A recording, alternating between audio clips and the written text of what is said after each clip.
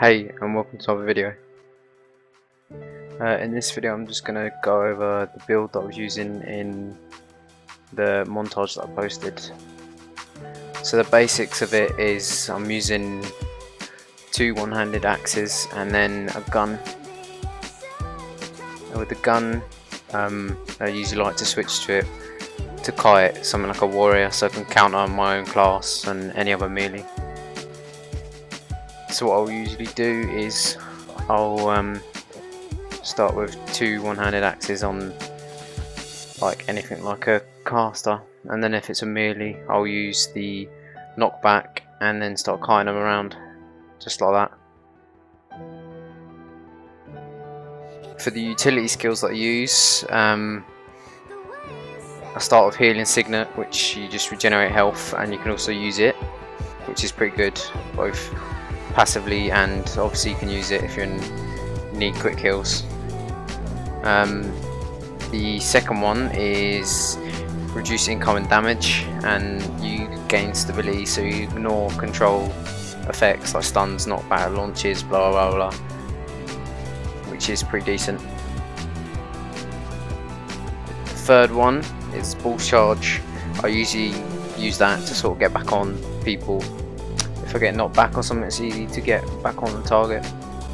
And then the second two are both buffs, which I use for a large eviscerate crit. So basically what you want to do is you just want to use your auto attacks, your other abilities, until you get max adrenaline.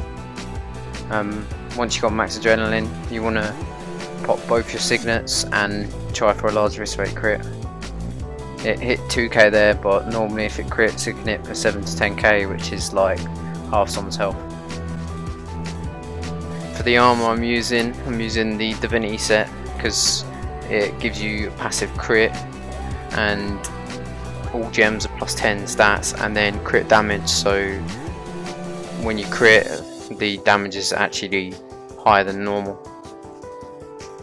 For the traits I'm using 30 in strength, 10 in tactics and 30 in discipline.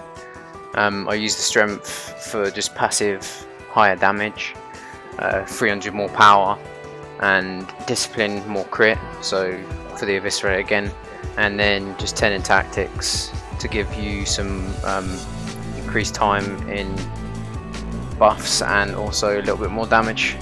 For the specialisation in each tier I've just gone with whatever's going to give me more crit and more damage, which is pretty self-explanatory.